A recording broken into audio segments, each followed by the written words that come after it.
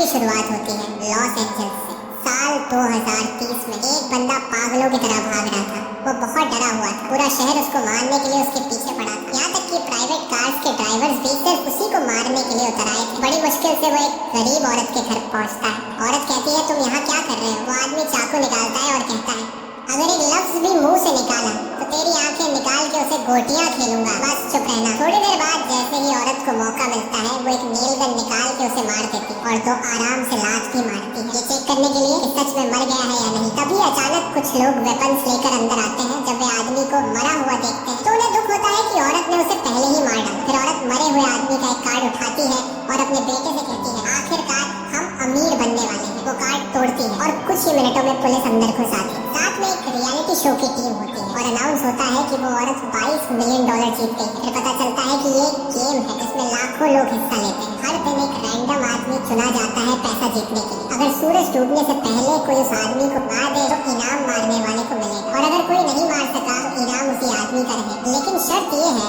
कि कोई आग वाली हथियार जैसे पिस्टल या राइफल यूज नहीं कर सकता। उसी दिन हमें एक लड़की दिखाई देती है, इसका नाम है कैटी। एक नाकाम एक्ट्रेस किस्मत आजमाने लॉस एंजलिस आई है ऑडिशन के लिए। उसके साथ बैठी औरत कहती है, तुम बड़ी मासूम लगती हो, अपना ख्याल रखना बेटा, यहाँ लोग चोर है। कैटी कहती है, शुक्रिया नसीहत का, आप बहुत अच्छी लेडी हैं। औरत उसका हाथ पकड़ती है और कहती है, ऐसा मत कहो, तुम मेरी बेटी जैसी हो। चलो अब मैं यहाँ उतरती हूँ, गुड बाय। थोड़ी देर बाद कैटी जब अपनी कलाई देखती है तो बहुत शौक हो जाती है कि उस औरत ने उसकी घड़ी चोरी कर। कहती है वो औरत चोर है। वो अपने ऑनलाइन बुक किए हुए कमरे में पहुंचती है। कमरे को देखकर वो परेशान हो जाती है क्योंकि जो कमरा मोबाइल पर उसने देखा था वह तो बिल्कुल अलग निकला। कमरे की मालकिन कहती है, हम अलग अलग फोटोज का इस्तेमाल करते हैं ताकि ग्राहक को फंसा सके। जैसे ही कैटी बेड पर बैठती है तो बेड नीचे गिर जाता है, लेकिन वो मजबूर थी क्योंकि इस कमरे का किराया सस्ता था। उसके बाद एला का मंगेतर आता है और एला से कहता है, देखा कल का इवेंट, कल लॉटरी का इनाम होगा $600 मिलियन। ये सुनकर कैटी हैरान हो जाती है कि ये कैसा मुकाबला है। उसके बाद वो कहती है, मेरा दिमाग मत खाओ, कमरे की चाबी दो, मुझे सोना है। वो लोग चाबी देते हैं और कैटी जाके सो जाती है। अगले दिन सुबह कैटी उठती है तो चेहरे पे पानी टपक रहा होता है। जब वो छत की तरफ देखती है तो पता चलता है कि ऊपर वाले पड़ोसी का वॉशरूम है और जिन कपड़ों में ऑडिशन देना था वो भी खराब हो गए। एला को कॉल करती है, ये क्या बकवास है, उठती हूँ तो लोग मेरे ऊपर पेशाब कर रहे होते हैं, कपड़े भी खराब हो गए। एला कहती है, परेशान मत हो, मेरे कपड़े पहन लो, कमरे की अलमारी में रखे हैं। कैटी सच में वही करती है और ऑडिशन के लिए निकल जाती है। अब सिर्फ आधा घंटा रह गया है ऑडिशन के लिए। जैसे ही वो ऑडिशन वाली जगह में एंटर होती है, वो देखती है कि वहाँ और भी लड़कियाँ ऑडिशन देने आई हैं। वो अंदर चली जाती है और सीन परफॉर्म करती है। डायरेक्टर उसे देख के कहता है, जबरदस्त, मगर दोबारा तेरा मुंह यहाँ ना देखो। उसी वक्त अचानक कैटी का कार्ड एक्टिवेट हो जाता है। वो कार्ड निकालती है और अनजाने में गेम में रजिस्टर हो जाती है। उसे बिल्कुल भी नहीं पता ये कार्ड किस चीज का है या इसने उसका चेहरा क्यों स्कैन किया। बाद में वो गुस्से में बाहर निकलती है क्योंकि वो ऑडिशन में फेल हो चुकी होती है। जब वो जा रही होती है तो पास में बैठी लड़कियों को पता चल जाता है कि वही टारगेट है, और बस फिर क्या, पहली लड़की कुर्सी उठाती है और सीधी अपनी दोस्त के सिर पर मारती है। दूसरी लड़की को एक जूता नजर आता है, वो फौरन उसे उठाती है और झपट कर मार देती। कैटी चीख मार के भाग जाती है, लेकिन असली समस्या तो तब होती है जब वो एक कराटे ट्रेनिंग हॉल में छुपने के लिए घुस जाती है। अब जाहिर है सारे कराटेबाज लड़के उस पर टूट पड़ते हैं और वो बेचारी अकेली सबके बीच में पिट रही होती है। कप्तान कहता है, उसे सिर्फ मैं मारूंगा। फिर वो उसे उठाता है, मारता है और दीवार में दे मारता है, जिससे वो लड़कियों के जिम में गिर जाती है। जैसे ही सबको पता चलता है कि वही विनर है, सब उस पर चढ़ दौड़ते हैं। वो कराटे वाले भी पहुंच जाते हैं और सब लड़ रहे होते हैं कि उसे कौन मारेगा। आखिर में कोच उसे गर्दन से पकड़ता है और कहता है, उसे सिर्फ मैं मारूंगा। और जैसे ही वो मारने लगता है तो अचानक नोएल वहाँ आ जाता है और कोच के कंधे पे घूंसा मार के उसे दीवार में दे मारता है। फिर वो लड़की से कहता है, करने की जरूरत नहीं, मैं बॉडीगार्ड हूँ और अगर तुम मुझे 10% इनाम में से दोगी तो मैं तुम्हें बचा लूंगा। उसने कहा, ठीक है भाई, तुम्हें पूरा इनाम भी दे दूंगी, बस बचा लो। नोएल उसे अपनी कमर से बेल्ट के जरिए बांध लेता है ताकि उसे बचा सके। फिर वह सारे दुश्मनों को मार गिराता है। तब कमजोर सा लड़का आता है। नोएल उसे कहता है, अगर मैंने तुझे मारा तो मुझे ही तरस आ जाएगा, 3 तक गिनती करूंगा, अगर नहीं भागा तो तू गया। वह लड़का तुरंत बोला, अरे सर सलाम है आपको, और भाग जाता। फिर वह दोनों बिल्डिंग से निकलते हैं और पता चलता है कि हर 15 मिनट बाद एक ड्रोन उसे ट्रैक कर रहा है ताकि बाकी प्लेयर्स को उसका लोकेशन मिलता है। उन्हें एक गाड़ी मिलती है, वह उसे लेकर वहाँ से फरार हो जाते हैं। लड़की नोएल से कहती है, ये कैसी गेम है जिसमें लोग मुझे मारने के पीछे पड़े, मुझे इस गेम से निकलना है, कोई ना कोई हल निकालो। नोएल कहता है, हल सिर्फ एक है, तुम्हें शहर के लोगों से बचना होगा। अगर तुम निकलोगी तो मैं भी अपने 10% से हाथ धो बैठूंगा। लेकिन फिर उसे शक होता है कि नोएल शायद उसे मार दे और खुद इनाम ले ले। पूरा शहर उनके पीछे होता है। वो दोनों सेफ्टी हेलमेट पहन लेते हैं। तभी अचानक गाड़ी में एक लड़की घुस जाती है। वो चाकू निकालती है और उसे मारने की कोशिश करती है। नोएल कहता है, तुम गाड़ी चलाओ,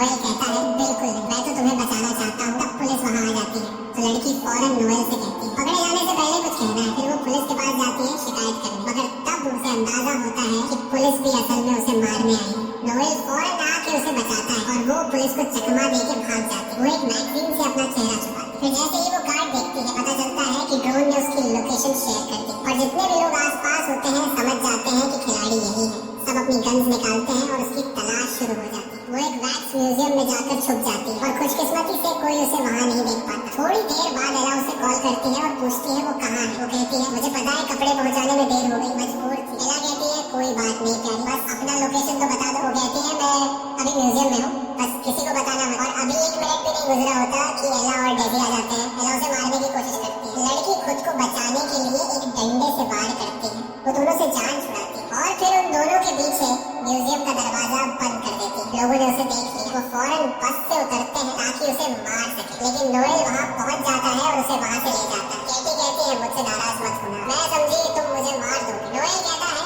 अब ये नाराजगी का वक्त नहीं, 3 मिनट बाद ड्रोन फिर से लोकेशन देगा, सब नीचे आ जाएंगे। कैटी कहती है कि हमें कोई बम प्रूफ पनाहगाह चाहिए जहाँ हम छुप सकें। नोएल कहता है मिल। वो लोग एक बंदे जैक के पास जाते हैं जिसके पास अपने घर में एक सीक्रेट शेल्टर होता है, लेकिन जैक समझता है कि ये लोग चोर हैं और घर लूटने आए हैं। नोएल उसे समझाता है भाई चोर दरवाजे से आते हैं क्या। इतने में पीछे से एक बस आ जाती है जो लोगों से भरी होती है। टाइम कम होता है तो वो लोग जैक को धमकी देकर अंदर घुस जाते हैं, उसे शेल्टर का पासवर्ड मांगते हैं और जैसे ही वो अंदर जाते हैं लोग घर पर हमला कर देते हैं। तो कैटी जैक को तीर मार देती है ताकि वो बेहोश हो जाए और किसी को पासवर्ड न बता सके। और अब नोएल और कैटी आपस में बात करने लगते हैं। कैटी अपनी नाकाम एक्टिंग की कहानी सुनाती है और कहती है कि अब मेरा कोई भविष्य नहीं। फिर वो नोएल से पूछती है कि तुम हमारी मदद क्यों कर रहे हो। नोएल कहता है कि मेरे लिए सबसे अहम है लोगों की जान बचाना, पैसे मेरे लिए कुछ मायने नहीं रखते। इतने में एला और डीजी भी वहाँ पहुँच चुके होते हैं। एला जैक को उठाती है और मारने लगती है ताकि वो होश में आए। फिर उसे उठाकर स्विमिंग पूल में फेंक देती है। वो होश में आ जाता है और एला उससे पासवर्ड ले लेती है। नोएल और कैटी अंदर बहुत डर जाते हैं। नोएल एक दोस्त को कॉल करता है और कहता है कि इन सब लोगों के मोबाइल हैक करके उड़ा। दोस्त वाकई फोन्स को हैक करता है और ब्लास्ट कर देता है, सब जख्मी हो जाते हैं। ये मौका देखकर नोएल और कैटी वहाँ से निकल जाते हैं, लेकिन नोएल देखता है कि एक आदमी जल रहा है। वो पानी डालता है और अपने पैर से आग बुझाने की कोशिश करता है। वो आदमी कहता है कि भाई आराम से, मेरी टांग तोड़ दी तुमने। वहाँ निकलते ही उनका सामना एक बख्तरबंद गाड़ी और ट्रेन गार्ड से होता है। गार्ड कहते हैं कि कैटी हमारे साथ चलो वरना हम तुम्हारी लाश ही ले जाएंगे। कैटी कहती है कि ठीक है, लेकिन मेरा बॉडीगार्ड भी साथ जाएगा। गार्ड्स वहाँ जाते हैं और वो सब गाड़ी में बैठ जाते हैं। कैटी कंफ्यूज रहती है कि आखिर वो लोग जा कहाँ रहे हैं। गाड़ी उन्हें एक एजेंसी के हेडक्वार्टर ले जाती है जहाँ उनकी मुलाकात लुइस से होती है, जो एजेंसी का लीडर। लुइस कहता है कि मैं हैरान हूँ कि तुम अब तक जिंदा कैसे हो। अक्सर लोग तो 15 मिनट में मर जाते हैं, लेकिन तुम सेफ हो। यहाँ तुम्हारी हिफाजत मेरी जिम्मेदारी है, लेकिन मुझे इनाम का 30% चाहिए। कैटी उसकी बात मान लेती। फिर वे सब मेडिकल चेकअप के लिए क्लिनिक जाते हैं ताकि अपने जख्मों का इलाज करवा सके। इस दौरान कैटी नोएल को अपनी कहानी सुनाती है। वो कहती है मेरे पापा ने मुझे छोड़ दिया, मम्मी बीमार है, तभी से मैं कोई भी काम करती हूँ ताकि इलाज के पैसे जमा कर सकूँ। मैं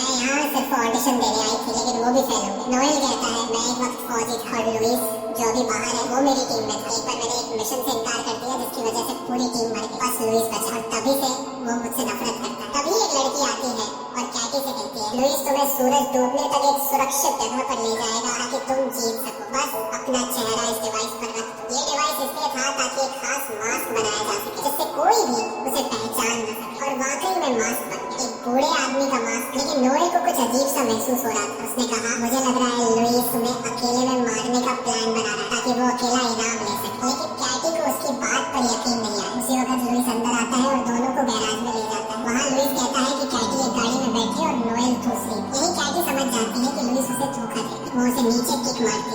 अचानक लोग अंदर घुस आते हैं ताकि उसे मार दे, लेकिन खुशकिस्मती से कोई उसे पहचान नहीं पाता। तो केटी लुइस की एक गाड़ी लेती है और निकल जाती है, मगर लुइस नोएल को पकड़ लेता और उसे इतना मारता है कि उसकी हड्डी तोड़ देता। जब केटी भाग जाती है लुइस उसे कॉल करता है और ब्लैकमेल करता है कि वो नोएल को मार दे। केटी कहती है अब तुम क्या चाहते हो। वो कहता है फौरन आ जाओ शहर के बीच वाले थिएटर में। और उस वक्त सूरज डूबने में सिर्फ 16 मिनट बाकी थे, लेकिन केटी ने फैसला किया कि वो नोएल को बचाएगी क्योंकि वो कई बार उसे बचा चुका। उसने अपने साथ पिस्तौल भी ली। वहाँ पहुँचती है तो देखती है कि नोएल जंजीरों में बंधा हुआ। केटी कहती है अगर तुमने उसे न छोड़ा तो मैं खुद को मार लूंगी और तुम इनाम से हाथ धो बैठोगे। वो कहता है आसान है, मैं तुम्हारी अंगुलियों के निशान मिटा दूंगा और अपने लगा दूंगी। केटी कहती है जबरदस्त आइडिया, मगर मैं लाइव हूँ और सारी दुनिया देख रही है। वो कहता है अच्छा ठीक है, रिलैक्स हो जाओ और पिस्टल। केटी कहती है ठीक